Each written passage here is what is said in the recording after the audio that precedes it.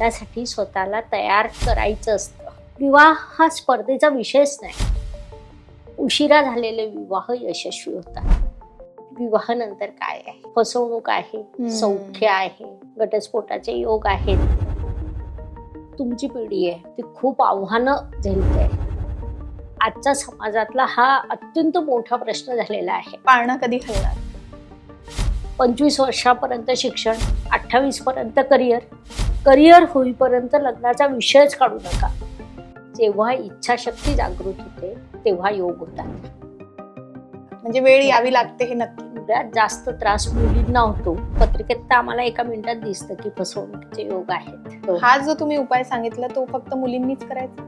आपला गैरसमज असतो की मुलं गंभीर नाही आहेत. तर जसं तुमचं आयुष्य खराब होतंय तसं त्याच्याही आयुष्यातलं सौख्य हरवतं. आपलं ब्रह्मांड आपल्याला द्यायलाच बसलंय. तुम्ही मागा. ह्या मंत्र जेव्हा तुम्ही म्हणता तेव्हा तुमच्या कितीही इंटरनल इच्छा असतात त्या पूर्ण होतात. 43 दिवस ही क्रिया करा. मंगळ दोष बघितला, नाडी दोष बघितला, याही व्यतिरिक्त देवगण, मनुष्यगण आणि राक्षसगण त्या संबंधित काय सांगा?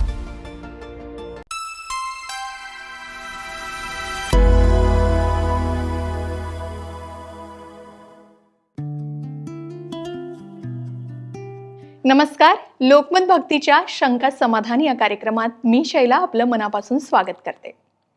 लग्न आणि मूल हे आपल्या आयुष्यातील 2 अत्यंत महत्त्वाचे टप्पे. पण आजच्या काळात कधी करिअरमुळे तर कधी नशिबामुळे ही स्वप्न उशिरा पूर्ण होताना दिसतात. कुणाचं लग्न ठरता ठरता मोडतंय तर कुणी लग्नानंतरच्या कलहाने त्रस्त आहे. कधी करिअरच्या नादात लग्न राहून जातं तर कधी वय वाढतंय म्हणून टोमणे सहन करावे लागतात. आता एवढंच नाही तर लग्नानंतरही सगळं सुरळीत चाललंय असंही नाही. कधी वाद होतात तर कधी पाळणा हलत नाही म्हणून घर चिंतित असतं. अशा वेळी मनात भीती येते की माझंच नशीब खराब आहे का, किंवा माझ्या हातून काही चूक झाली आहे का. याच प्रश्नाची उत्तरं शोधण्यासाठी आणि तुमच्या मनातील ही भीती काढून तुम्हाला एक आशेचा किरण दाखवण्यासाठी आज आपल्या सोबत आहे प्रसिद्ध ऑस्ट्रोगुरू डॉक्टर ज्योती जोशी. नमस्कार. पुन्हा एकदा खूप खूप स्वागत आहे तुमचं आजच्या कार्यक्रमामध्ये. खूप खूप धन्यवाद. पुन्हा एकदा लोकमत भक्तीच्या प्रेक्षकांना भेटून, तुम्हाला भेटून खूप आनंद होतोय. आपण वारंवार भेटतोय. तर आजचा आपला विषय आहे जो प्रत्येक घरात त्याविषयी चर्चा केली जाते. एक तर लग्न आणि दुसरं मूल. तर बऱ्याच असं होतं की करिअरमुळे काहींचे लग्न राहतात किंवा वय वाढून जातं, 30च्या नंतर लग्न जुळत नाही, कोणाचा प्रेमविवाह होतो त्याचे योग जुळून येत नाही. ही समस्या तर आहेच.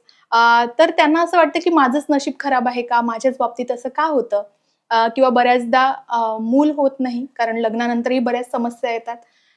काहींचे घर संसार चालत नाही व्यवस्थित. तर याविषयी तुम्ही प्रेक्षकांना काय मार्गदर्शन कराल आणि याविषयी त्यांच्या मनात कशा प्रकारे उमेद जागवाल? वा, खूपच छान. कसं होतं ना, याबद्दल खरं तर तुझं अभिनंदन. काय होतं ना की पॉडकास्ट आणि मुलाखत याच्यात एक छोटासा फरक आहे. ओके. मुलाखत ही प्रश्न उत्तर असतात बरं. आणि पॉडकास्ट हे आपल्या प्रेक्षकांना जे हवंय ते प्रश्न समोर सांगून उत्तर काढून घेणं असतं. नक्की. हे स्किल तुझ्यात आहे. त्याबद्दल तुझं धन्यवाद. खूप खूप अभिनंदन. लोकमत भक्तीचं अभिनंदन की आपण प्रेक्षकांना जे हवंय ते आज देण्याचा प्रयत्न करणार आहोत. बरं. कारण आजच्या समाजातला हा अत्यंत मोठा प्रश्न झालेला आहे.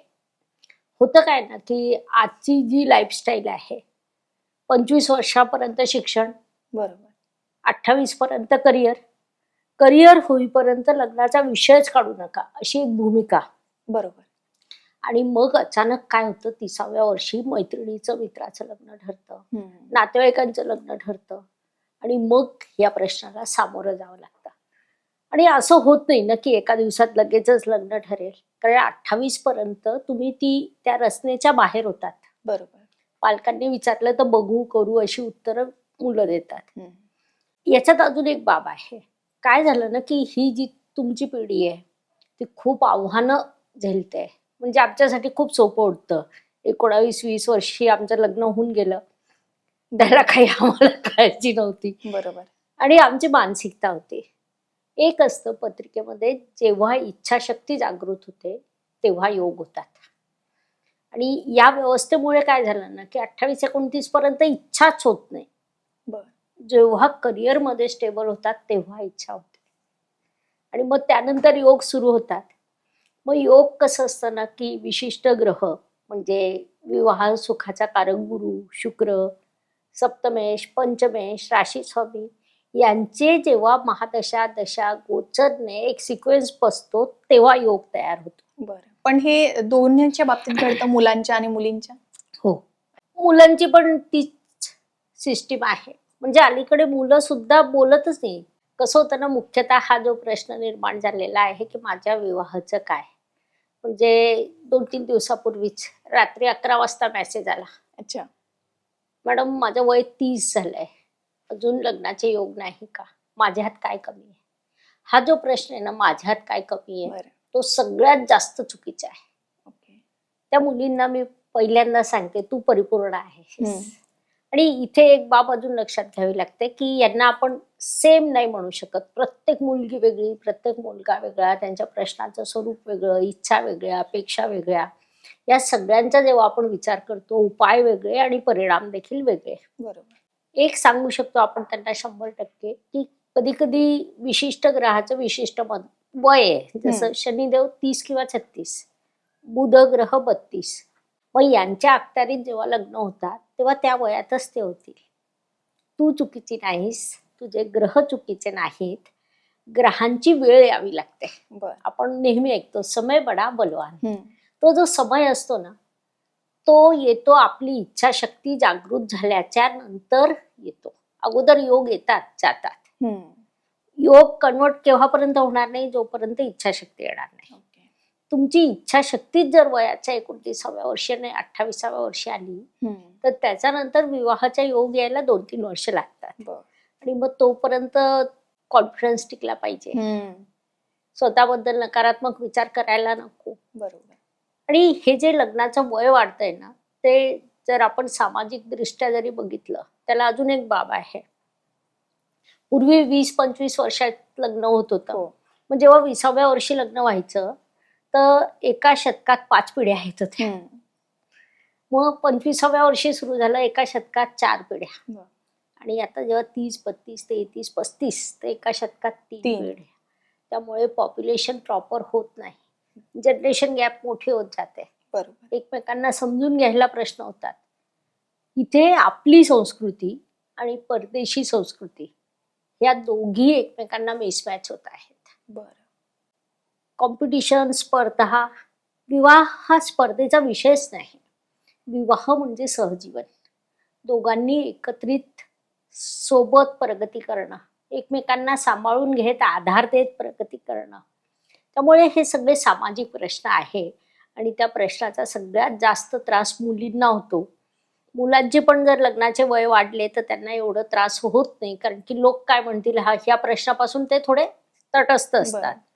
या प्रश्नाचा सामना मुली जास्त करतात, मुलींचे विचार जास्त असतात. जसं मी परवाचं सांगितलं, अशा अनेक मुलींचे अनेक मेसेज असतात. वाईट बरं. वाटतं. पण जेव्हा आपल्याला योग जुळून आलेत, जसं ते आपल्याला कळत नाही की आता योग आहेत, तर ते कसं जाणून घेता येईल? असं सोपं नियम असतात त्याच्यात. आपण शास्त्रीय नियम जर सांगायचं झालं तर तुमच्या राशी स्वामी, सप्तमेश, पंचमेश, गुरु आणि शुक्र यांच्यापैकी कोणताही ग्रह योग्य पद्धतीने महादशेत आला, अंतर्दशेत आला की तुमचा योग तयार होतो. गोचरने प्रॉपर आले की योग तयार होतो. आणि इथे अजून कसं होतं ना, काही वेळा पत्रिकेत शनी सारखा ग्रह सप्तमात असला तर तो काय करतो, देतो, सगळं देतो. शनी डिनाय करत नाही, पण विलंबाने देतो. बर. मग आता गंमत काय होते ना की अगोदर तुम्ही प्रयत्न केलेले असले, तिथे विलंब झाला तरी ठीक आहे, पण तुम्ही 30व्या वर्षी प्रयत्न सुरू करता, 29व्या वर्षी, आणि त्यानंतर विलंब होतो तर तो खूप विलंब होतो. कारण शनी त्याचा नियम सोडणार नाही. तुमची इच्छाशक्ती जागृत झाल्यानंतर तो विलंब करेल. पण एक नक्की, उशिरा झालेले विवाह यशस्वी होतात. बरं. बऱ्यापैकी शनिदेवांच्या अखत्यारीत होणारा विवाह अधिक यशस्वी होतो, कारण शनिदेव तुम्हाला अगोदरच जबाबदारी शिकवून पाठवतात. समाजातले अनेक प्रश्न आहे याला. म्हणजे एक महिना झाला असेल, माझ्याकडे एक जातक आला, छान जॉबला, मस्त पर्सनॅलिटी, वय वर्ष 44. स्वतःची पत्रिका दिली, एका मुलीची पत्रिका दिली, बघा म्हणे जुळतं का. म्हटलं ठीक आहे, पाहिलं, सांगितलं छान जुळते, वय. मग त्याने प्रश्न विचारायला सुरुवात केली. काय होतं ना की विवाह या शब्दाचा अर्थ असा आहे की एकमेकांना समजून उमजून जुळवून घेणं. बर 100% सारखे असू शकत नाही, 100% गोष्टी पूर्ण होणार नाही. बरोबर. तुम्हाला हे शोधावं लागतं की तुमच्या पत्रिकेत आहे काय, मिळणार काय, आणि तुम्हाला जुळवून कुठे घ्यायचं आहे.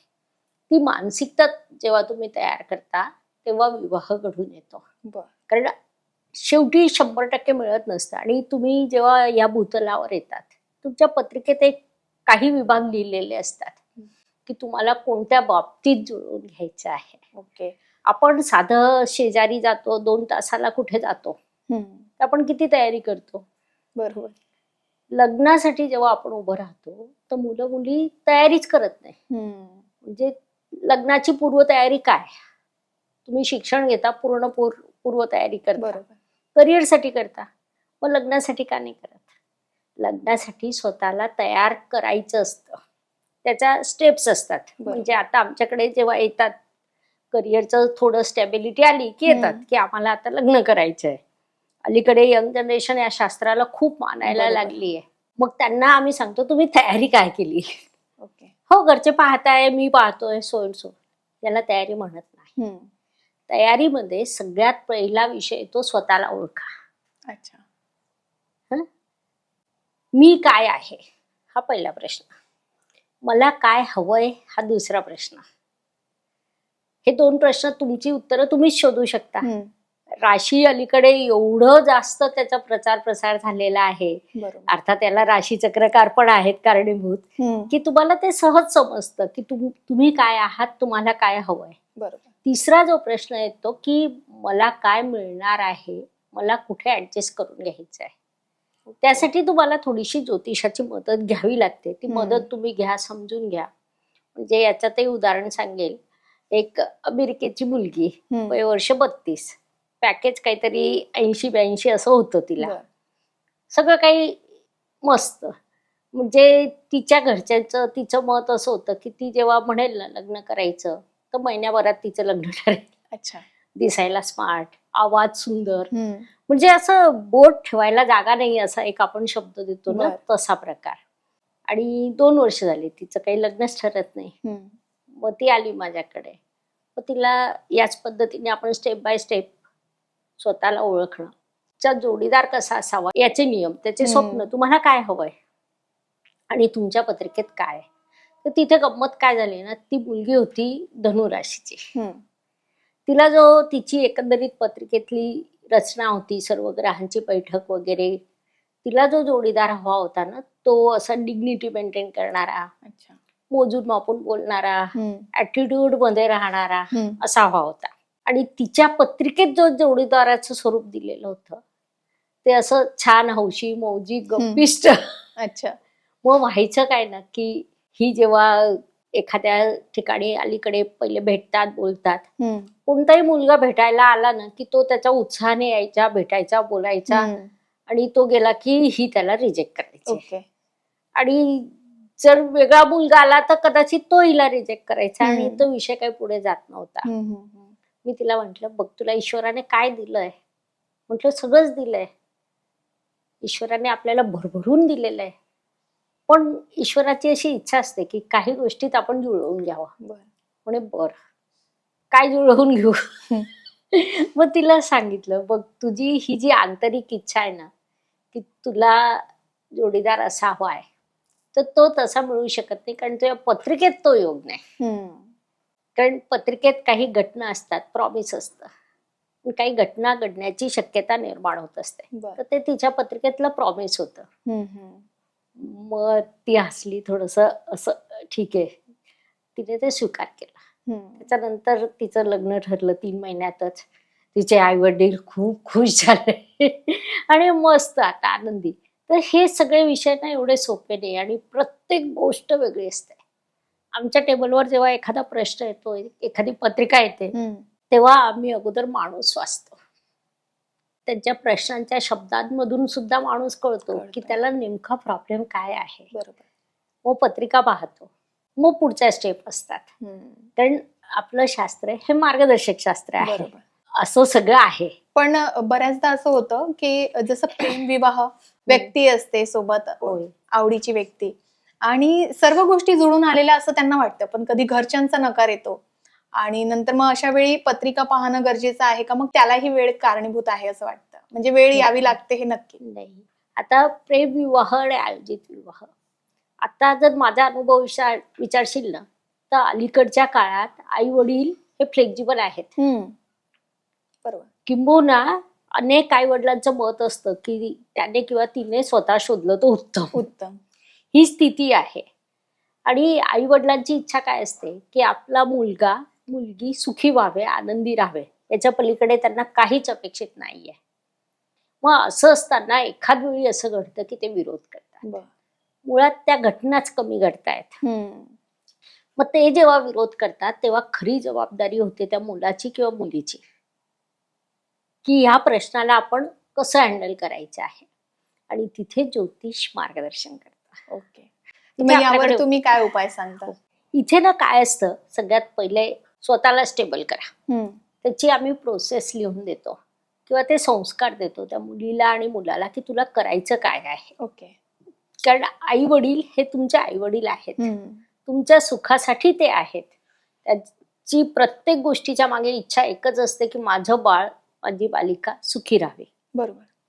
मग अशा वेळी काय करायचं ना, की आम्ही त्यांना पहिल्या स्टेपमध्ये असं सांगतो की 3 दिवस त्या मुलाशी बोलू नको.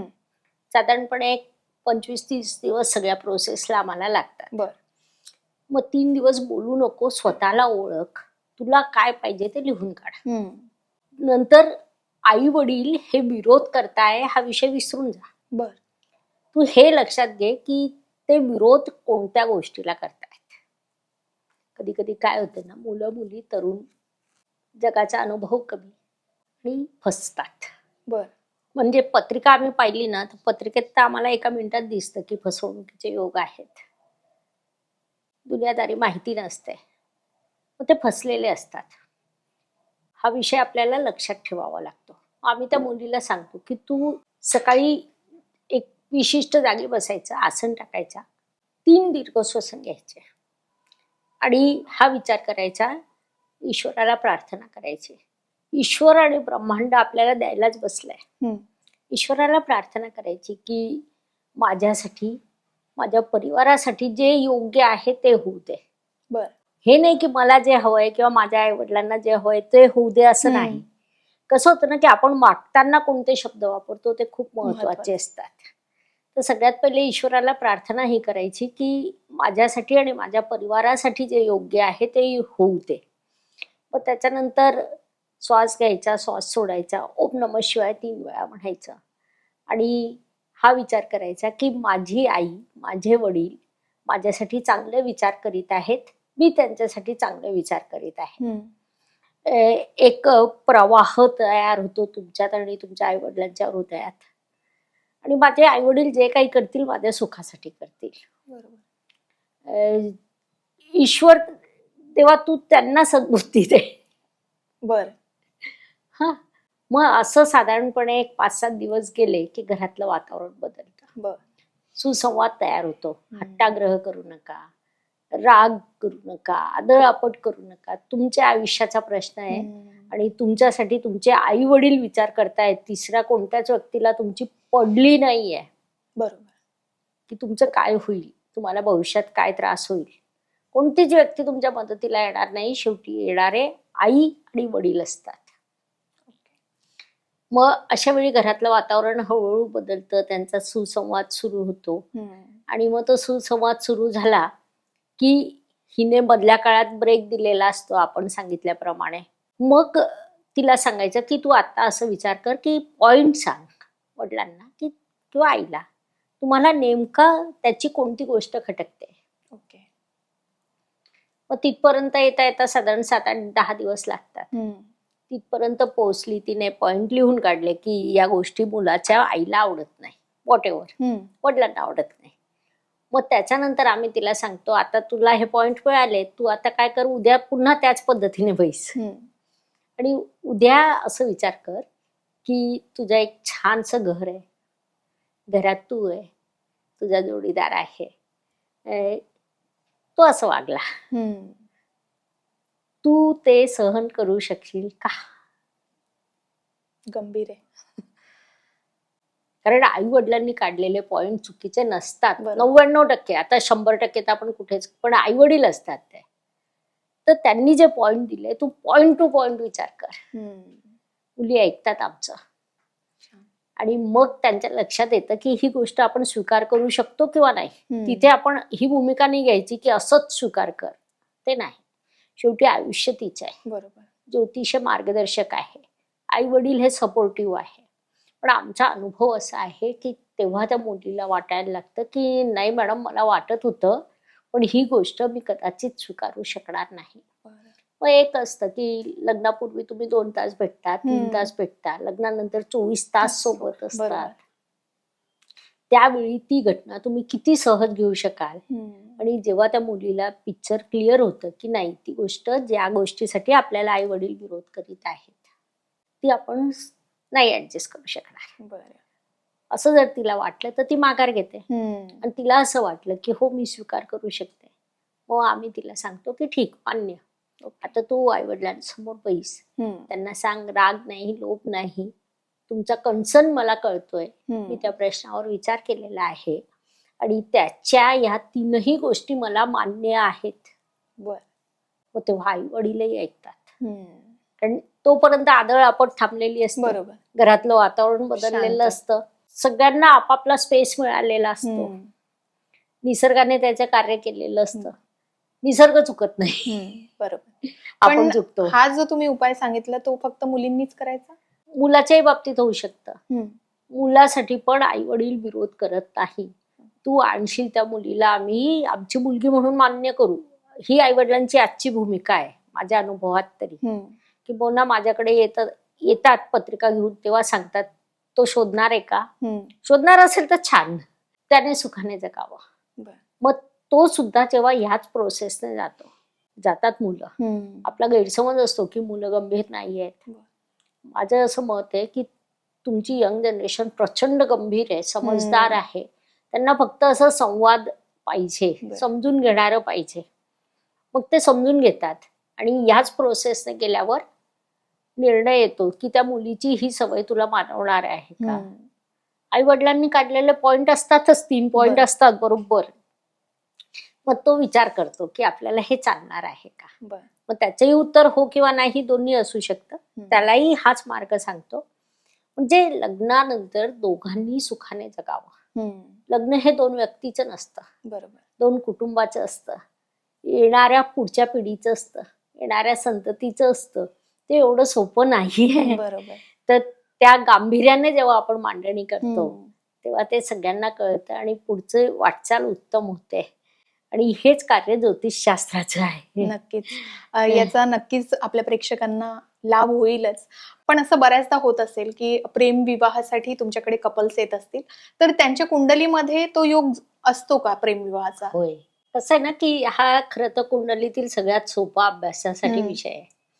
मी अनेक वेळा आमच्याकडे जे नवीन विद्यार्थी येतात त्यांना हा योग शिकवून देते. म्हणजे होतं काय की ते पाहतात जिथे जिथे प्रेमविवाह असेल त्यांनी करतात. कारण अलीकडची जनरेशन ही खूप सायंटिफिकली अभ्यास करते. मग ते पटकन त्यांना कॅच होतं की अरे हो, हा योग आहे, प्रेमविवाह आहे, हा योग आहे, प्रेमविवाह नाही. म्हणजे आम्ही आमच्या संस्थेत मागे एक काम केलं होतं, साधारणपणे 1400 पत्रिका जमा केल्या होत्या. प्रेमविवाहाच्या आणि अरेंज मॅरेजच्या त्या मिक्स केल्या, त्यांच्या तारखा वेळा सगळ्या शेअर केल्या आणि संस्थेच्या सगळ्या विद्यार्थ्यांनी त्याच्यात मार्किंग केलं की कोणतं प्रेमविवाह आणि कोणता आयोजित विवाह. तर आश्चर्यकारकरित्या आम्हाला 72% रिझल्ट प्रॉपर आले. आणि मग कसं असतं, काहींच्या वेळाही चुकलेल्या असतात, तारखाही असतो, तर तिथे 72% निष्कर्ष हे परफेक्ट आले की प्रेमविवाहाची जी पत्रिका होती ती प्रेमविवाहाची होती आणि आयोजित विवाह तर आयोजित विवाहाची होती. पण एवढं सोपं नसतं काही. प्रेमविवाह म्हणजे ठीक आहे, प्रेमविवाह आहे. विवाहानंतर काय आहे? ओके. फसवणूक आहे, सौख्य आहे, घटस्फोटाचे योग आहेत. बरोबर. अशा अनेक बाबी त्याच्यात बघाव्या लागतात. आणि आमच्याकडे अलीकडे जेव्हा मुलं मुली येतात तेव्हा आम्ही पहिले पाहतो प्रेमविवाह आहे का, दुसरा विषय पाहतो फसवणुकीचे योग आहे का. अनेक वेळा काय होतं ना, आई वडील असतात, त्यांच्या शेजारीच तो मुलगा किंवा मुलगी असते आणि ते जेव्हा आमच्याशी बोलत असतात मग आम्ही टप्प्याटप्प्याने सांगतो की ही मुलगी, हे प्लस पॉइंट, हे मायनस पॉइंट, हिचा विवाहाचा असा असा योग आहे. आणि जर तिथे फसवणुकीचा योग दिसला तर मी कधीही हा विचार करत नाही की त्या मुलीला किंवा मुलाला काय वाटेल. बर. मी शांतपणे सांगते की तिच्या आयुष्यात ऑलरेडी मुलगा आलेला आहे. तो मुलगा असा असा दिसतो, बर, असा असा वागतो. ती शॉक होते. आणि एक तिला लक्षात येतं, जर अशी अननोन पर्सन, काहीच माहिती नसतं मला, कारण माझ्याकडे येणारे जातक फोनवरून येतात, ते भारतात असतात, विदेशात जास्त असतात, कुठेच काही संपर्क नसतो. आणि जेव्हा आपण पॉइंट टू पॉइंट त्या मुलाबद्दल बोलायला लागतो तेव्हा ती सजग होते की हो, काहीतरी तथ्य आहे. आणि मग माझं शेवटचं वाक्य असतं की लव्ह मॅरेजला माझा विरोध नाही, कधीच नसतो, पण आपली मुलगी सासरी जाऊन सुखी व्हावी एवढी माझी इच्छा आहे. बरोबर. कारण त्यांची वय वगैरे माझ्या मुलींसारखे, नातींसारखे असतात. बरोबर. तर इथे मला तो धोका दिसतोय. मग ती मुलगी खूप वेळा फोन घेऊन घेते आईच्या हातून. बर. मग ती माझ्याशी बोलते की काय धोका काय दिसतोय. तिला आपण पॉइंट टू पॉइंट, जसं मी तुम्हाला सुरुवातीला सांगितलं की आई वडिलांकडून त्याचे दोष समजून घ्या, तसं त्या मुलीला त्या मुलाचे जे दोष मला टकलेले असतात पत्रिकेत ते तिला सांगून टाकते. बर. मग त्याच्यातून खूप चांगले रिझल्ट मिळतात. नंतर मग पुन्हा सगळा बदल होतो, त्यांचं लग्न ठरतं, व्हॉट एव्हर. म्हणजे आता आमचे खूपच वर्ष झाले, 25-30 वर्षापासून हेच चालू आहे. मग कधीतरी 5 वर्षांनी, 10 वर्षांनी ती मुलगी येते, सोबत तिचा नवरा असतो, त्याच्या समोर तिने बोलण्याचा प्रश्न नसतो, पण ती ज्या पद्धतीने धन्यवाद देते ना, आयुष्यात भरून पावणं म्हणजे काय असतं ते तेव्हा कळतं. कारण नंतर तिने मग त्या एक्सचं सगळं आयुष्य पाहिलेलंच असतं. हो, बरोबर. या बाबतीत आम्ही खूप भाग्यवान आहोत. अशा खूप सदिच्छा मिळतात. बरं, हे सर्व झालं. आता लग्न जुळली, स्वप्न पाहिली, ते पूर्ण झाली, प्रेमविवाह झाला, सर्वच झालं. बऱ्याचदा असं होतं, लग्न झाल्यावर अनेक अडचणींना सामोरं जावं लागतं, सासू सासऱ्यांची पटत नाही किंवा अशा बऱ्याच अडचणी आहेत ज्या संसारामध्ये निर्माण होतात. तर यासाठी आपण पूर्वजन्माची कर्म मानू शकतो की याला कुंडलीतील दोष मानू शकतो? या प्रश्नाला ना खूप डेप्थ आहे. म्हणजे पूर्वजन्म आहेतच. कसं होतं ना की आपला जोडीदार काही आज येऊन भेटला आणि आपलं लग्न झालं असं घडत नाही. बरोबर. त्याला जन्मोजन्मीची नाती असतात, मागच्या जन्माची देणी घेणी असतात. कर्माचे प्रकार आहेत, संचित कर्म, क्रियामान कर्म. इथे एक विषय आहे, संचित कर्माने आपल्याला ते स्थळ मिळालं, बरं, क्रियामान कर्माने आपण ते बदलण्याचं सामर्थ्य ठेवतो. आणि इथे आमचे ज्योतिषीय उपाय कार्य करतात. मग इथे आम्ही काय करतो ना, एकाची पत्रिका नाही बघत, दोघांची पत्रिका पाहतो, त्याचं विश्लेषण मांडतो, इथे पण पॉइंट टू पॉइंट गोष्टी काढतो आणि दोघांना सांगतो. दोघांची जर ही तयारी असेल, बघा कसं होतं ना की समजा जोडीदाराचं आणि तुमचं ट्युनिंग नाही जुळलं तर जसं तुमचं आयुष्य खराब होतंय तसं त्याच्याही आयुष्यातलं सौख्य हरवतंय. बरोबर. तर खूप वेळा मुलांना हा विषय लक्षात येत नाही आणि त्यांचा इगो हा जरा हायएस्ट पॉइंट असतो. मग तेव्हा जर आपण त्यांना हा विषय त्या पद्धतीने त्यांच्या भाषेत समजावून सांगितला, समजतो. आणि खूप अनुभव आहेत की जिथे सासरी त्रास होतोय, विसंवाद आहे, तिथे सौख्य क्रियामान कर्मामुळे जुळून येतं. पण पूर्वजन्माचे कर्म असतात किंवा भेटणारी प्रत्येक व्यक्ती. मला सांगा, आता तुम्ही मला फोन केला होता, भारतात ऍस्ट्रोलॉजरची कमी आहे का? नाही. तुम्ही मलाच का केला? बरोबर. मी शेकडो फोन उचलतच नाही, तुमचाच का उचलला? ह्याला एक कारण असतं, मागच्या जन्माचं कुठेतरी आपलं काहीतरी संपर्क आलेला असतो, आपल्याला भेटल्यावर अनोळखी वाटलंच नाही. बरोबर. तसंच विवाहात सुद्धा होतं. तर मागच्या जन्माचे कर्म असतात तेव्हा तुम्ही जोडीदाराला दुखावलेलं आहे, त्याला काही त्रास दिला आहे, सासू सासऱ्यांना त्रास दिला आहे, त्यांच्या अपेक्षांना नाकारलं आहे, ते कुठेतरी या जन्मात उमटतं. पण मग ईश्वराने तुम्हाला एक स्वतंत्र संधी दिली आहे, क्रियामान कर्म. तर आपण त्याचा वापर केला तर आपलं आजचं आयुष्य आणि भविष्यातलं आयुष्य, पुढच्या जन्माचं आयुष्य सुधारण्याची एक संधी निर्माण होते. आणि ती खूप मोठी गोष्ट आहे. त्यासाठी आपण दोन्ही पत्रिकांचा अभ्यास करतो, कारण की एकच आयुष्य आहे, सुखाने जगणं, सुखद जगणं, प्रत्येकाच्या आयुष्यात सौख्य निर्माण होणं. मुळात ऋषीमुनींनी शास्त्र का निर्माण केलं? त्यांनी केलंच यासाठी की भारतीय जनता भविष्यात आज उद्या परवा 5,000 वर्षांनी 10,000 वर्षांनी सुखाने जगावी. बरोबर. त्यांची इच्छाच तेवढी होती, तर ते इथे साध्य करता येतं. पण आता ज्यांची लग्न झालेली आहे तर नशिबाला दोष देत बसतात, माझंच कर्म असं किंवा माझंच नशीब खराब, रडत बसतात. मग अशा महिलांना तुम्ही काय उपाय सांगाल? नाही, मी अशा महिलांना सांगेल, सगळ्यात पहिले रडू नका. जगातला एकही प्रश्न रडल्याने मिटत नाही.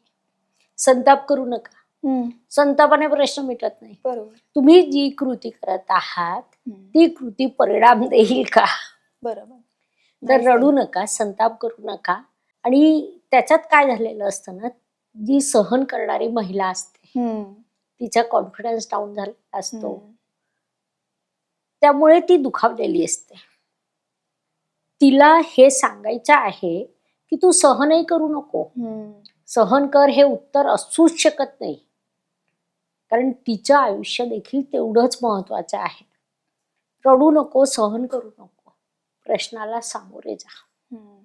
आणि तिथे ज्योतिषशास्त्राचे उपाय खूप सुंदर उपाय असतात, वेगवेगळे आहेत की जे थेट कार्य करतात. काही मंत्र असतात, काही दान असतात, काही ईश्वराजवळ प्रार्थना असते. आता तुम्हाला गंमत सांगते, आपलं ब्रह्मांड आपल्याला द्यायलाच बसलंय. तुम्ही मागा, योग्य पद्धतीने मागा. त्याची आमची एक छान सिस्टीम तयार केलेली आहे की साधारणपणे सकाळचे 15 ते 20 मिनिटं तुम्ही त्या पद्धतीने राहिलात तर पतीपासून करोडपती होऊ शकतात. संसार सुख मिळू शकतं, गाडी घोडी मिळू शकतं, घरदार मिळू शकतं, संतती मिळू शकते. तुम्हाला जे पाहिजे ते द्यायला ईश्वर तयार आहे. ईश्वराने तुम्हाला या पृथ्वीवर पाठवलं कशाला? त्रास द्यायला अजिबात नाही, कारण आपलं त्याच्याशी काही भांडण झालेलंच नाहीये, कुणाचंच झालेलं नाहीये.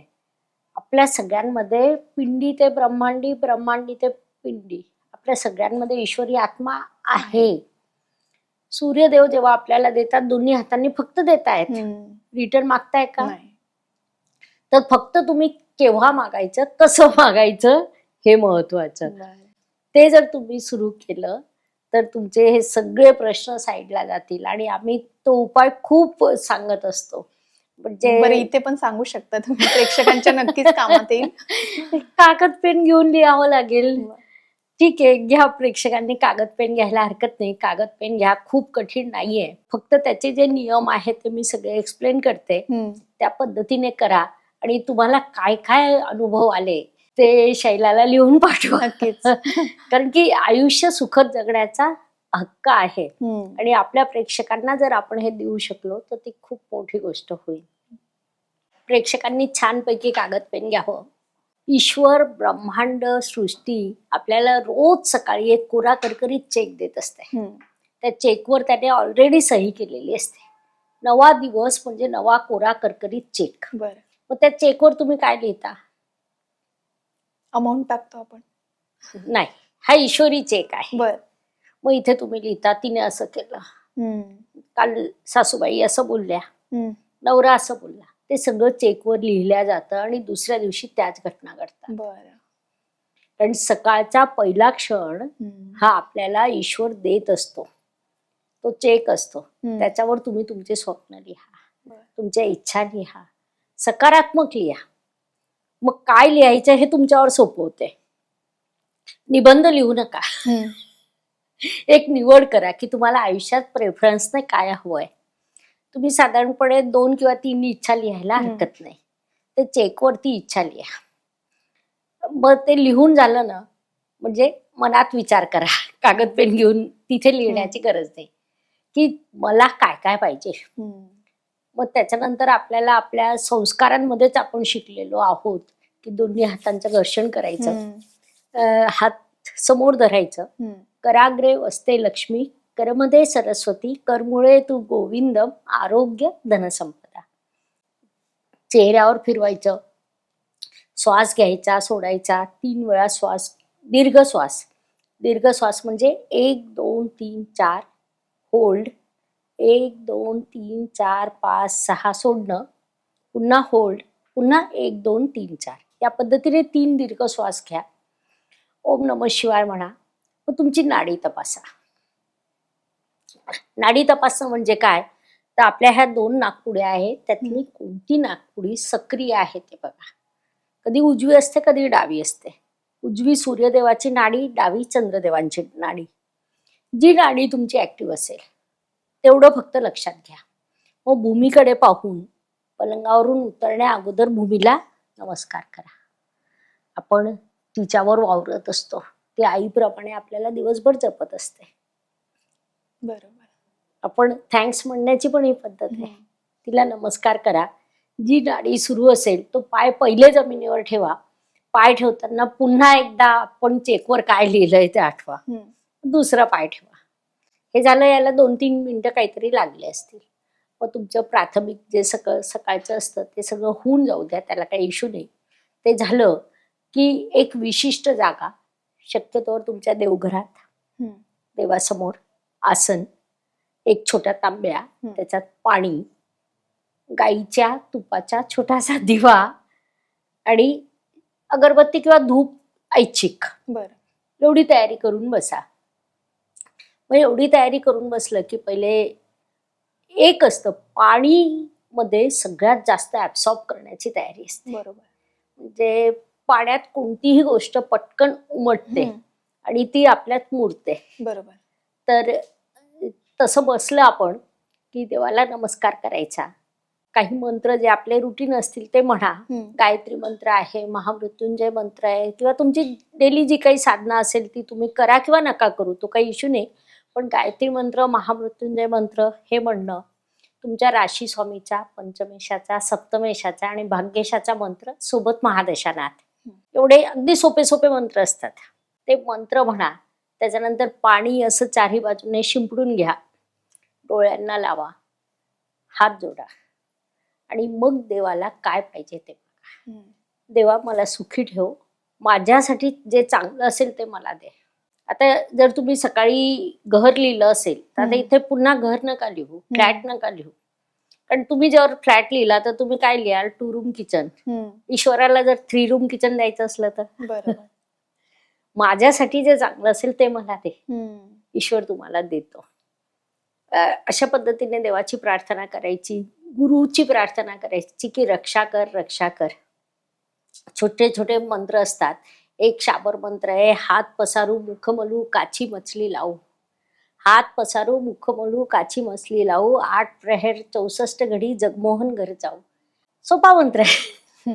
ह्या मंत्र जेव्हा तुम्ही म्हणता तेव्हा तुमच्या कितीही इंटरनल इच्छा असतात त्या पूर्ण होतात. मग त्याच्यानंतर देवाला नमस्कार करून उठा, सूर्याला अर्घ्य द्या. सूर्य आपला आत्माकारक, पिताकारक. जवळपास माझ्याकडे आलेल्या प्रत्येक जातकाला मी सूर्याला रोज अर्घ्य द्या, आणि सूर्य दिसत नसेल तर आदित्य हृदय स्तोत्र म्हणा, ही सवय तर लावतेच लावते. मग सूर्याला जेव्हा अर्घ्य देतो तर त्याच्यानंतर तांब्या ठेवून द्या. शक्यतोवर तेव्हा चष्मा असेल तर नका घालू आणि थेट सूर्याकडे पहा. अजिबात त्रास होणार नाही. गैरसमज आहे की जर आपण सूर्याकडे पाहिलं ना तर त्रास होतो. थेट सूर्याकडे पहा, त्रास होणार नाही, होत नाही. माझं पण वय आज 61 वर्ष आहे. आरोग्य तिथून उत्तम होतं कारण मी सूर्याकडे थेट पाहते. सूर्य हे आरोग्याचा कारक आहे. आपल्या पत्रिकेत आरोग्याचे कारक ग्रह म्हणजे मंगळ आणि रवी, सूर्य अर्थात. तर तिथून आपल्याला आरोग्य प्राप्त होतं. आरोग्य असलं तर तुम्ही परिश्रम करता तर जे पाहिजे ते मिळतं. इव्हन संसारी नात्यात जर तुमचं आरोग्य चांगलं असलं तर तुमच्या संसारात गोडवा राहतो. तुमच्या जोडीदाराच्या छोट्या छोट्या इच्छा तुम्ही हसत खेळत पूर्ण करू शकता. त्याला कांदे पोहे खायचे असेल तर लगेच कांदे पोहे बनवू शकता, कारण तुमचं आरोग्य चांगलं असेल. बरोबर. किंवा जोडीदाराला काही पाहिजे असेल, चल बाजारात पिक्चरला जाऊ शकता, तुमचं आरोग्य चांगलं असेल तर सूर्यदेव तुम्हाला तिथून आरोग्य देतील. ही क्रिया 43 दिवस करा. बर. या सगळ्या प्रोसेसला जास्तीत जास्त 15-20 मिनिटं लागले. 43 दिवस ही क्रिया करा आणि तुमचे अनुभव लिहून पाठवा. ते 3 पैकी जवळपास 3 स्वप्नांना काहीतरी रंगरूप आलेलं असतं, कमी जास्त प्रमाणात झालेलं असतं, होणार असतं. फक्त तुम्ही सकारात्मक मागा, योग्य पद्धतीने मागा, विश्वासाने मागा. जर तुम्ही असं होईल की नाही करून मागितलं तर नाही होणार. बरोबर. आणि मी शेकडो हजारो अनुभव पाहिले आहेत. अनुभव कशाला, आता तुम्हीच बघा, तुमचं वय बघा आणि सूर्यासारखं तेज तुमच्या चेहऱ्यावर अगदी झळाळतंय, तर हे अनुभवातून नक्कीच सांगू शकते. आणि जसं आता सूर्याचं तुम्ही उपासना करायला सांगितली, पण प्रत्येकाच्या कुंडलीमध्ये काही वेगवेगळे दोष असतात त्यांच्या ग्रहमानानुसार. पण सर्वात मोठी भीती वाटते ती मंगळ ग्रहाची. तर मंगळ दोष असतो हा पत्रिकेमध्ये, तर तो एवढा भयानक असतो का आणि त्याचे काही तोडगे आहेत का? आता आपल्याला ना इथे अगोदर मंगळाला समजून घ्यावं लागेल. मंगळ म्हणजे सेनापती, मंगळ म्हणजे धडाडी, मंगळ म्हणजे शौर्य. तुमच्या पत्रिकेत मंगळ प्रबळ असल्याशिवाय तुम्ही परदेशात जाऊ शकत नाही, तुम्ही इंजिनियर होऊ शकत नाही, तुम्ही डॉक्टर किंवा सर्जन विशेषतः होऊच शकत नाही. म्हणजे जगातल्या कोणत्याही सर्जनची पत्रिका आणा, मी हे कॉन्फिडन्सली न उघडता न करता सांगू शकते की त्या सर्जनच्या पत्रिकेत मंगळ 101% प्रबळ असतो. अच्छा. त्याशिवाय तो सर्जन बनूच शकत नाही. मग अशा वेळी आपण मंगळाला दोष द्यावा का? मंगळाबद्दल आपल्या समाजात समज कमी, गैरसमज जास्त. बरोबर. आता हा जो विषय येतो ना, पत्रिका मंगळी आहे, म्हणजे मग ते काय करतात की मंगळ ग्रह जर तुमच्या पत्रिकेत व्ययस्थानात, प्रथम स्थानात, चतुर्थ स्थानात, सप्तम स्थानात आणि अष्टम स्थानात 12 घरांपैकी 5 घरांमध्ये कुठेही मंगळ असला तर तुम्ही मंगळी आहात. बर. आता आपण जनरलाइज विचार करू. 100 बालक जन्माला आले, 12 ग्रह आहेत, त्यातल्या 5 पैकी एका घरात मंगळ असण्याची शक्यता 45% पत्रिकांना आहे. बरोबर. मग ते मुलंही आहेत आणि मुलीही आहेत. त्यामुळे तो प्रश्न नाही आहे. तिथे अनुरूपता शोधायला मदत होते. म्हणजे दोघं अग्रेसिव्ह आहे, दोघं धडाडीचे आहे. कधी कधी काय होतं ना की मंगळ नकारात्मक असेल, राग पटकन येतो, चिडचिड पटकन होते, संताप होतं, प्रश्न सोडवण्याची क्षमता कमी होते. मग इथे आपल्याला संतुलन करण्याचे सोपे मंत्र देता येतात. त्यासाठी मंगळाला अजिबात दोष देऊ नका. मंगळ आपली कुलदेवी असते, आई असते. म्हणजे आईपेक्षा प्रथम आई आपण आपल्या कुलदेवीला म्हणतो, ती मंगळ असते. अच्छा. मग तिची साधना करा. देवीचे दर्शन वर्षातून एकदा घेतलेच पाहिजे, कुलदेवीचे प्रत्येकाने. देवीला नमस्कार करा, तिची ओटी भरा, ती तुम्हाला आशीर्वाद देते. मंगळाचा जो एकच साईड इफेक्ट येतो मुख्यतः, मंगळ राहू, मंगळ चंद्र अशा युत्या असताना शक्यता जास्त असते की भावनेवर नियंत्रण ठेवण्याची क्षमता कमी झालेली असते. मग सकाळी आपण जो उपाय सांगितला त्याच्यात जे आपण पाणी ग्रहण करतो तेव्हा हे नका बोलू की मी रागात आहे, मी रागावते, मी चिडते, अजिबात बोलू नका. पाणी हातात घेतलं की तीर्थप्राशन केल्यासारखं करायचं आणि माझं इमोशनल टॅलेंट वाढवत आहे. प्रश्नांना मी प्रतिक्रिया द्यायला हवी, रिॲक्शन नाही द्यायची. ही शब्द जेव्हा तुम्ही देतात तेव्हा ईश्वर तुम्हाला समर्थ करतो. माणसं बदललेली तुम्ही पण पाहिजे असेल. खूप चिडखोर व्यक्ती अचानक मॅच्युअर होऊन जातो, कारण त्याला हे कुठेतरी ज्ञान प्राप्त होतं, तो अंमलबजावणी करतो आणि त्याच्यात बदल होतो. नक्कीच. जसं तुम्ही आता मंत्राविषयी बोलले, तर मंगळ दोष कमी करण्यासाठी किंवा राग नियंत्रणात करण्यासाठी काही मंत्र असतील तर प्रेक्षकांना सांगू शकतो. त्याच्यात कसं असतं ना की ग्रहस्थितीप्रमाणे मंत्र बदलतात. आता कसं होतं की मंगळ राहू असेल तर तो अंगारक योग, त्याचे मंत्र वेगळे, मंगळ चंद्र मंत्र वेगळे, चंद्र राहू मंत्र वेगळे, दृष्टीचे मंत्र वेगळे. पण ह्या सगळ्यांना एकच एक उपाय आहे की जो इथे आपण ऑल ओव्हर सगळ्यांसाठी देऊ शकतो. कारण राहू, मंगळ, शनी आणि केतू हे जे पत्रिकेतले 4 पापग्रह आहे. राकेशही म्हटलं जातं, राहू, केतू, शनी आणि जोडीला मंगळ. बरं. तर यांना नियंत्रित करण्याचं कार्य एकमेव भगवान शिवात आहे. बर. हं? काल उसका क्या बिगाडे, महाकाल जिसकी रक्षा करे. बरोबर. तर सिंपल सोबर काहीच नाही, ओम नमः शिवाय. एवढं सोपं आहे. पण आपल्या समाजात काय होतं ना, बघा मी तुम्हाला सांगते की आपण सोपा उपाय दिला ना की समोरच्याला वाटतं मजा नाही आली. बरोबर. मग त्यांना असं छानपैकी मोठे उपाय लिहून द्यायचे, मोठे दान करायला लावायचे, बरं. मोठ्या पूजा सांगायच्या आणि म्हणायचं शेवटी 11 वेळा म्हण ओम नमः शिवाय. प्रभाव पडतो तो ओम नमः शिवाय मंत्राचा म्हणतो, कारण तिथे भगवान शिवचे आज आशीर्वाद आहे. त्यांच्यापेक्षा मोठं काहीच नाही.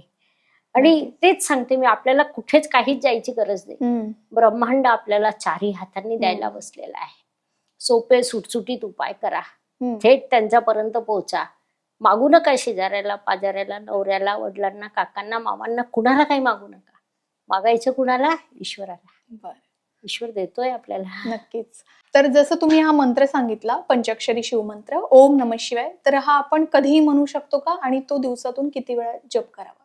बरे, तर याच्यात कसं असतं ना की जर आपल्याला केव्हाही टेन्शन आलं, समजा आता पॉडकास्ट सुरू करताना मी मनात तेच मंत्र 3 वेळा म्हटलं, तसं म्हणू शकतो.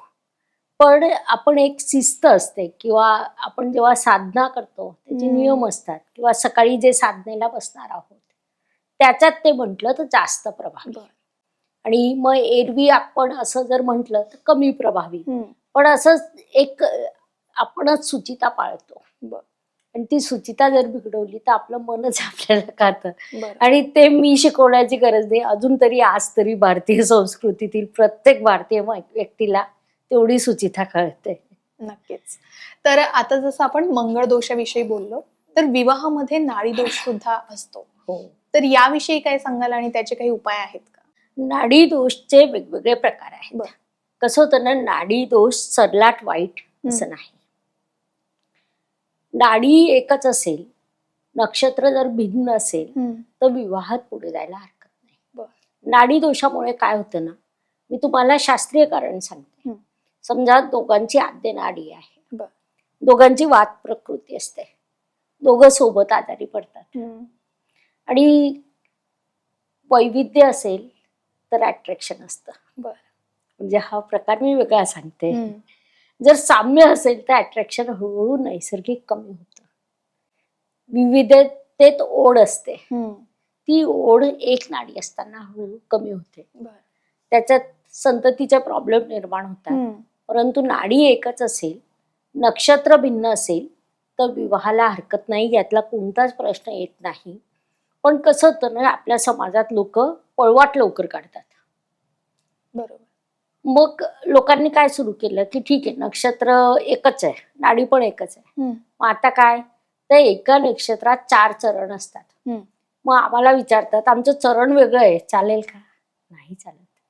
चरण म्हणजे एका तासातले 15-15 मिनिटाचे 4 भाग, समजा सोप्या भाषेसाठी मी सांगते. चरण वेगळं असतं, पण मिनिटं त्याच्यातून स्पष्ट होतात. मला सांगा की घड्याळीच्या एवढ्या वेळाने तो विषय होईल का? चरण म्हणजे स्वभाव तोच उरतो, प्रवृत्ती तीच उरते. तर चरण बदलून उपयोग नाही. तर तेवढी पळवाट काढू नका. नक्षत्र भिन्न असेल तर हरकत नाही, पुढे जा. एकच नाडी एकच नक्षत्र असेल तर विवाह आपण ज्या कामासाठी करतो, ज्या इच्छेने करतो, पुढची पिढी वाढावी, कुटुंब वाढावं, वैवाहिक सौख्य मिळावं, शारीरिक सौख्य मिळावं, त्या सगळ्यात उणीव निर्माण होते.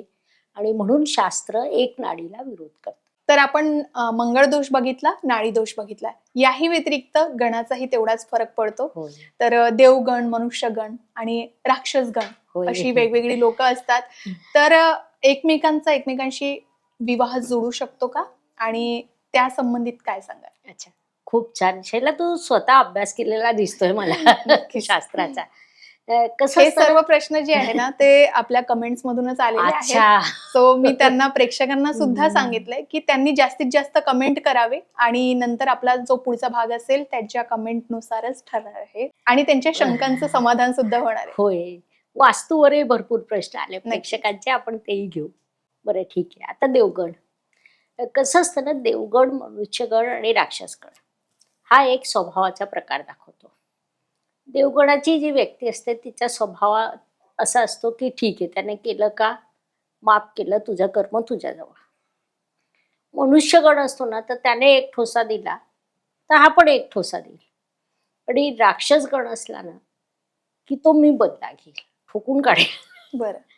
आता गंमत कशी होते बघा, एखादी राक्षसगणाची मुलगी आहे, तिचा जोडीदार आहे देवगणाचा. बर. दोघं रस्त्याने सोबत जात आहेत. समोरचा टवाळ मुलगा आला, त्याने काहीतरी कमेंट केली, तो निघून गेला. ही मुलगी डिस्टर्ब होऊन जाईल. कारण देवगणाचा मुलगा म्हणेल सोड तिकडे, आपण आपलं जाऊ, त्याचा कर्म त्याच्या जवळ.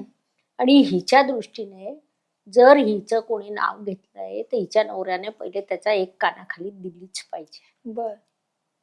जोपर्यंत ती घटना घडणार नाही तोपर्यंत हिचं मन शांत होणार नाही. नवऱ्याबद्दल जो एक विशिष्ट आदर असतो, असायलाच हवा, किंवा बायकोबद्दल असायलाच हवा, तो इथे कुठेतरी कमी होतो. म्हणजे याचा सूक्ष्मता किती आहे. ऋषींनी किती 10,000 वर्षापूर्वीच्या पत्रिका असतात, तेव्हा मानवी स्वभावाच्या विविध पैलूचा सूक्ष्म अभ्यास करून आपल्यासाठी सोपं करून ठेवलं की तुम्ही देवगण असाल तर देवगण बघा, मनुष्यगण असाल तर. किती सोपं करून ठेवलंय. 3च गण असतात आणि आपल्या सारख्या व्यक्तीचं इथे लग्न जुळवलं, दोघं सारखे असले तर दोघं सुखाने राहतात. पण दोघांच्या स्वभावात फरक असेल तर या संघर्षाला सामोरे जावं लागतं. आणि आदर हा वैवाहिक आयुष्याचा पाया आहे. नक्कीच.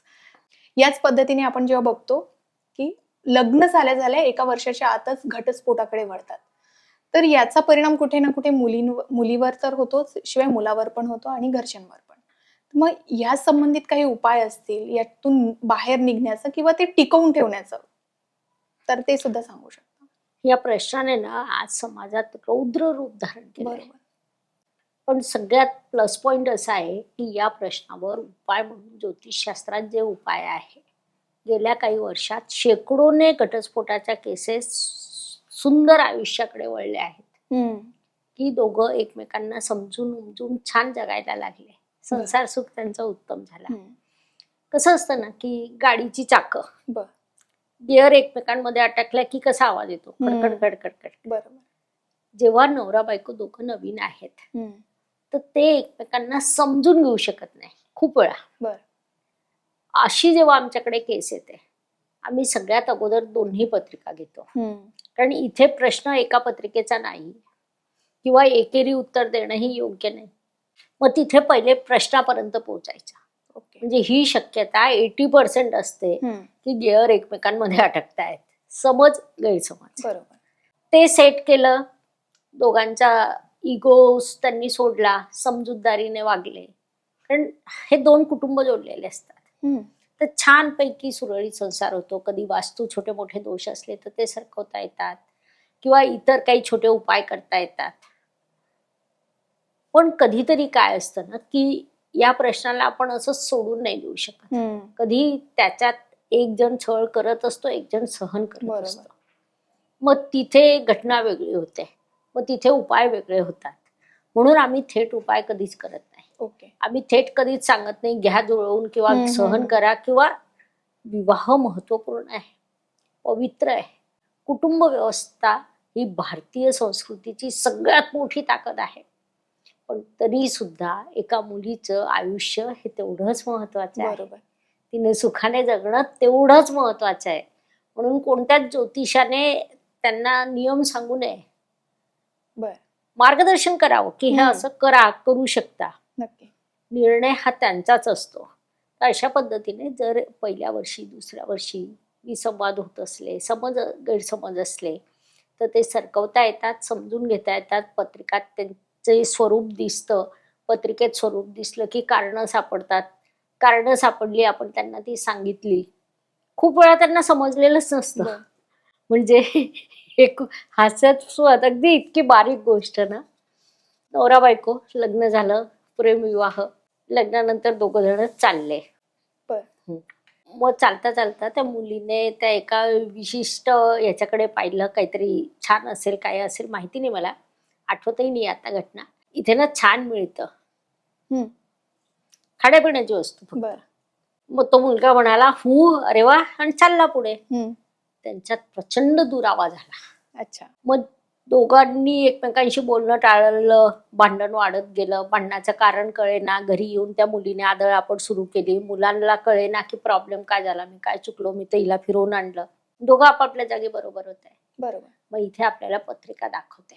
मग जेव्हा त्या मुलाशी चर्चा सुरू होती तेव्हा त्याला सांगितलं की ही छोटी छोटी स्वप्न घेऊन मुलगी तुझ्या घरी आलेली आहे, त्या स्वप्न पूर्ण करायला काहीच नाही लागत. बरं.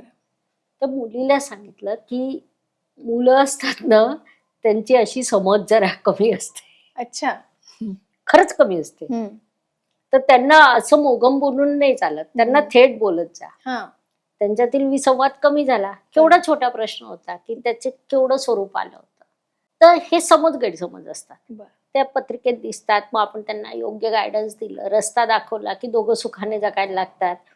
मग महिना 15 दिवसांनी येतात आपल्याकडे काहीतरी निमित्त काढून, कारण त्यांना कळलेलं असतं काय झालं आहे. कारण नसलं तरी येतात. बरोबर. आणि मग किंवा फोन करतात की आता आम्ही छान आहोत, आमची भांडणं बंद झाली. हे छान असं असतं. पण सगळ्या ठिकाणी असंच नसतं.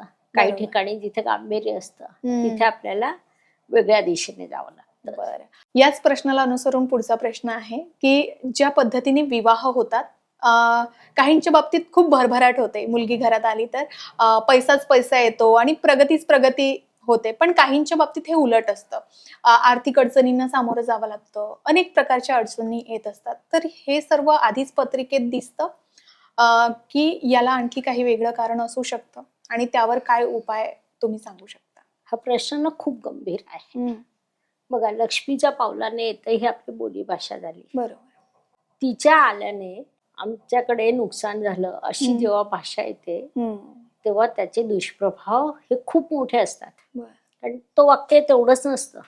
त्या वाक्याच्या मागे असं असतं की तुझ्यामुळे माझं नुकसान झालं. बरोबर. समोरच्या बद्दल आदर कमी होतो, प्रेम कमी होतो, दुरावा वाढतो. तुम्हाला अशी जोडीदार मिळेल की नाही की जिच्या पावलांनी लक्ष्मी येईल याची शाश्वती नसते. बरोबर. पण इथे मिळालेला जोडीदार जाण्याची शक्यता असते. आणि इथे काय होतं ना, पत्रिका पाहताना मुलाची पत्रिका, मुलीची पत्रिका, या दोन्ही पत्रिका त्यांना एकमेकांना एकत्रित करून एकत्रित होणारा योग, ओके, त्याचा प्रभाव होतो. खूप वेळा लग्नानंतर महादशा बदललेल्या असतात, काळ बदललेला असतो, ग्रह बदललेले असतात, अशा अनेक गोष्टी असतात. त्यामुळे फक्त त्या मुलीवर तुम्ही प्रत्यक्ष अप्रत्यक्ष जेव्हा दबाव टाकता तेव्हा ती मुलगी आतून घाबरते, कॉन्फिडन्स जातो, बोलायला घाबरते, हसायला घाबरते, तिचं हसणं कमी होऊन जातं. तिला कळत नाही मी काय करू, कारण ती काही गोष्ट अशी नसते की मी बदलवून टाकली. दोघांमध्ये अंतर तयार होतं. एक लग्नानंतर मोकळीक व्हायला पाहिजे, संवाद जुडले पाहिजे, एकमेकांच्या सोबत खुललं पाहिजे. ते सगळं राहून जातं. ते आयुष्याचा तो सगळ्यात महत्वाचा एक छोटासा टप्पा असतो, तो जगायचा असतो. ते जगणं राहून जातं. बरोबर. तर ही जी चर्चा आहे की तिच्या पावलांनी लक्ष्मी आणि तिच्या पावलांनी लॉस, ही चर्चाच चुकीची आहे. ती तुमचं भाग्य घडवू शकते, बिघडवू शकत नाही.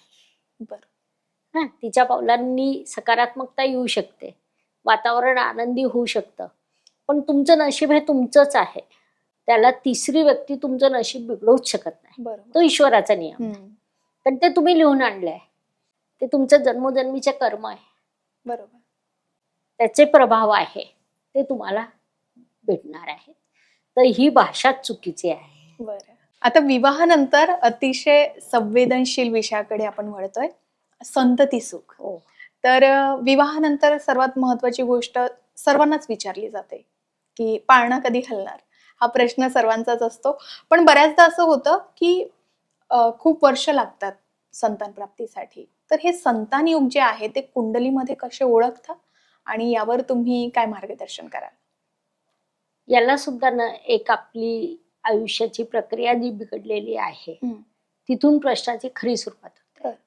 कारण कसं असतं ना की स्त्रीला नैसर्गिकरित्या 20व्या वर्षी 22व्या वर्षी संतती योग सहज असतो. मग जसजसं वय वाढतं शरीर साथ देत नाही. हा एक प्रश्न येतो. होतं काय ना, विवाह उशिरा झाला, मग विवाहानंतर 2-3 वर्ष सेटल व्हायला, वैवाहिक स्थैर्य यायला, मग त्याच्यानंतर संतती, तोपर्यंत दोघांचं वय खूप वाढलेलं असतं. बरोबर. तर एक वेगळा प्रश्न तिथे येतो. पण संतती योग पत्रिकेत अतिशय सोपा असतो. पंचम स्थान, पंचमेश आणि पंचमाचे कारक हे पत्रिकेत आपल्याला जर सक्रिय झाले तर संतती योग निर्माण होतो. मग गुरु ग्रह महत्वाचे आहे, कारण आपल्याला संतती देणारा ग्रह गुरु. संततीचं शिक्षणाचं कारकत्व गुरुदेवांकडे आहे. वैवाहिक सौख्याचं, मानवी आयुष्यातील सगळ्या महत्वपूर्ण घटना गुरुदेवांच्या अखत्यारीत येतात. तर त्यांचा योग महत्वाचा, पंचमेश महत्वाचा, सप्तमेश महत्वाचा. इथे देखील दोघांच्या पत्रिका असतात. इथे जेव्हा दोघांच्या पत्रिकेत योग्य योग जुळून येतो, महादशा येते, अंतर्दशा येते, तेव्हा घटना घडण्याची शक्यता निर्माण होते. मग इथे सुद्धा कसं असतं ना की पुन्हा एकदा ब्रह्मांड ईश्वर आपल्याला द्यायला बसलाय. मग इथे थोडी मागण्याची पद्धत बदलावी लागते. मग इथे सगळ्यात पहिले गणपती बाप्पा. अच्छा. मग मोरगावचा गणपती. मोरगावच्या गणपतीचं एक वैशिष्ट्य आहे. अच्छा. तिथे जाऊन नवस करायच्या गुळाची तुला. मग म्हणजे त्याच्यात आम्ही काय करतो ना, सर्वप्रथम गणपतीला जाऊन दर्शन घ्या, त्याच्यानंतर कुलदेवीचं दर्शन घ्या. मग त्याच्यानंतर म्हणजे गणपतीला गेल्यापासून संबंध थांबवा, असा त्या उपायाचा महत्वाचा भाग असतो. मग देवीला जाऊन या. मग देवीला जाऊन आले की दोघं नवरा बायकोंनी रविवारी सकाळी एक अर्ध्या तासाची पूजा असते. नवरा बायकोंनीच करायची. कसं होतं ना, नवरा बायको पूजेला बसले, दुसरं कोणी नाहीये, मंत्र जाप दोघं करताय, त्यांच्यात एकोपा वाढतो. आणि ते मंत्र जाप करत असताना त्यांना माहिती असतं आपण हे कोणत्या उद्देशाने करतो. येणारं बाळ छान असावं, स्वस्त असावं, आनंदी असावं, आपल्याशी कनेक्टेड राहावं, यात सगळ्या इच्छा असतात. बरोबर. मग ते त्या पूजेतून हे होतात. मग त्याच्यानंतर आम्ही त्यांना म्हणजे खूप प्रत्येक केसला एवढं गरज नाही, पण काही पत्रिकांना योग नाहीये, कमी आहे, त्यावेळी मग निसर्गातले नक्षत्रातले काही मिनिटं असतात की ते विशिष्ट नक्षत्र हे देण्यासाठी असतात. दोघांच्या पत्रिकेतले ते नक्षत्र आम्ही शोधतो. मग दर महिन्याला त्यांना तारखा आणि वेळा लिहून व्हॉट्सअप करून द्यायचा. अच्छा. महिन्यात साधारण 2-3 वेळा मिळतात. मग तेव्हा रिलेशन आले की ईश्वर तुमची इच्छा पूर्ण करतो. बरोबर. पण आता बरेच लोक IVF उपयोग करून घेतात. तर अशा वेळी तुम्ही ज्योतिषशास्त्र आणि विज्ञान कसं जुळवून आणता? जसं की अनेक जण डॉक्टरांकडून सल्ला घेतात IVF करायचं आहे, तर याला तुम्ही कोणत्या पद्धतीने किंवा काय अँगल देऊ शकता? आम्ही विरोध करत नाही. तेही शास्त्र आहे, आमचंही शास्त्र आहे. माझ्याकडे महिला आली, संतती होत नाही, तर आम्ही तिला कधीच असं सांगत नाही की तुझ्यात दोष आहे किंवा कठीण आहे, हे शब्द मी कधीच देत नाही. कारण त्याच्यामुळे तिचा स्वतःवरचा कॉन्फिडन्स कमी होतो. पण खूप वेळा अनुभव असा आहे की डॉक्टरांनी सांगून दिलं आता कठीण आहे, IVF फ्लॉप गेले, त्याच्यानंतर ग्रहांच्या मदतीने जेव्हा घटना घडते तेव्हा ती खूप मोठी गोष्ट असते. नक्कीच. आणि असे अनुभव माझ्याकडे आहे. अर्थात आम्ही नावं देत नाही की डॉक्टरांनी सांगून दिलं IVF 2 फ्लॉप गेले. 2 IVF म्हणजे त्या महिलेने खूप काही सहन केलेलं असतं. बरोबर. शरीरावर, मनावर ते आघात झेललेले असतात. ते फ्लॉप गेले. त्याच्यानंतर नॉर्मल होऊन जेव्हा आम्ही त्यांना विशिष्ट पद्धतीने करतो आणि जेव्हा त्यांच्या घरात बातमी आनंदाची येते, ती गोष्ट खूप मोठी असते. नक्कीच. IVF करायला हरकत नाही. दोन्ही शास्त्र सोबत वापरायला हरकत नाही. फक्त ते शास्त्र वापरायलाही हरकत नाही. त्यासोबत आपण आपलं जर रोजचं रुटीन 15 मिनिटाचं सुरू ठेवलं तर IVF ही पॉझिटिव्ह होऊन जातं. कारण ईश्वर आशीर्वाद देतं, तिथे आमचा रोलच नसतो. नक्कीच. तर हे दोन्ही शास्त्र एकमेकांच्या सोबतही चालू शकतात आणि सोबत चालायला हरकत नाही. बरं. पण या संबंधित काही एखादी मंत्र असेल साधा सोपा आणि अगदी घरच्या घरी करता येईल असा काही उपाय असेल जो संतान प्राप्तीसाठी तुम्ही जर देत असाल तर तुम्ही नक्कीच सुचवू शकता? संतान प्राप्ती हा जो विषय आहे पंचमेशाशी रिलेटेड आहे. बरं. आणि दोघांचे पंचमेश. मग त्यांच्यातली मैत्री पाहून त्या पद्धतीने ते करावं लागतं. नाही तर ओके. मला द्यायला हरकत नाही, आम्ही ओके. सहज देऊन देतो 12 राशींसाठी, आम्हाला माहिती आहे. नक्की. पण मग ते चुकलं तर ते उगाच गैरसमज नक्कीच. व्हायचा. तर ज्यांनाही या बाबतीत प्रश्न पडत असतील किंवा मॅडमचं मार्गदर्शन हवं असेल तर त्यांचं उत्तम मार्गदर्शन तुम्ही मिळवू शकता. आता महत्वाचा प्रश्न असा की जेव्हा संतान सुख मिळत नाही किंवा बरेच वर्ष लागतात मुलं होण्यासाठी, तर यामागे पितृदोष कारणीभूत ठरू शकतो का? हो, कसं असतं ना की पितृदोषाचे सुद्धा अनेक विभाग आहेत. अच्छा. एक लक्षात घ्या, आपली जी पित्र असतात ते आपल्याला आशीर्वाद देण्यासाठी असतात, कारण ते आपले वडील, आजोबा, पणजोबा असतात. कोणत्याच वडिलांना असं वाटत नाही की आपल्या मुलांनी त्रास सहन करावा. बरोबर. पण कळत न कळत आपण बेसिक चुका केलेल्या असतात. म्हणजे छोट्या छोट्या गोष्टी ज्या आपण सहज करायला हव्या त्या नाही केल्या, बरोबर. की ज्याच्यामुळे दोष निर्माण झाले. आणि अनेक वेळा दुसऱ्या संततीच्या वेळी हा प्रश्न तीव्र होऊन समोर येतो. पहिली संतती झाली असते, दुसरी संतती लांबते, मग होत नाही. हा प्रश्न दुसऱ्या संततीला पण अनेक वेळा येतो. बर. मग त्याच्यावरही कसं असतं ना की जी आपण सकाळची प्रोसेस सांगितली ती फॉलो केली, आसनवर बसलं की सगळ्यात प्रथम आपल्या पितरांची माफी मागा, की माझ्याकडनं कळत न कळत काही चूक झाली असेल, मी तुमचाच आहे किंवा मी तुमचीच आहे, तुमची सून आहे, तुमचा जावई, व्हॉट एव्हर, मला माफ करा. देवाला नमस्कार करायचं. मग देवाला माफी मागायची की मी माझ्या पितरांची चूक सांगतोय. मग देवाला पण माफी मागून घ्यायची आणि मग ईश्वराला म्हणायचं की तुला जे माझ्यासाठी योग्य वाटत असेल ते तू मला दे. आपल्याला संतती प्राप्तीची इच्छा पूर्ण होते. नक्कीच. तर हे होतं. पितृदोष असतात, मग पितृदोषाचे उपाय असतात, काही पूजा असतात, काही असे सोपे उपाय असतात. पूजा पण करायला हरकत नाही, कारण की काही गोष्टी ज्या कुलदेवी झाले, गणपतीचे मंदिर झाले, विविध मंदिरं झाली, होम हवन झाले, या गोष्टी आपण आयुष्यात करायला पण हव्या वेळोवेळी, आपल्या स्वतःच्या आनंदासाठी, स्वतःच्या सुखासाठी. तर ते योग्य असतं. खूप सुंदररित्या तुम्ही समजावून सांगितलं. जाता जाता प्रेक्षकांना किंवा ज्यांची लग्न जुळत नाही, ज्यांना प्रेमविवाह करायचा आहे किंवा ज्यांच्याकडे संतान प्राप्ती होत नाही, लवकरच पाळणा हलणार आहे, असा विश्वास जर तुम्हाला द्यायचा असेल तर काय संदेश द्याल? नक्कीच.